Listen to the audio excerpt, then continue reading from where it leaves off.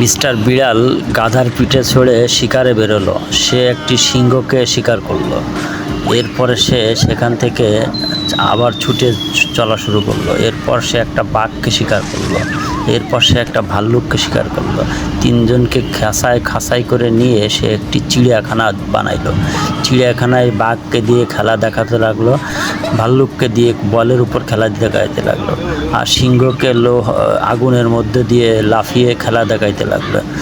এভাবে সে অনেক টাকা পয়সা ইনকাম করলো, কিন্তু সে টাকা পয়সাগুলো সে নিজেই নেয়, তাদেরকে দেয় না। এর জন্য তারা হঠাৎ করে তাকে দাবড় দিল এবং ইচ্ছা রকম পিটানোর পরে তাকে হসপিটালে ভর্তি করা হলো।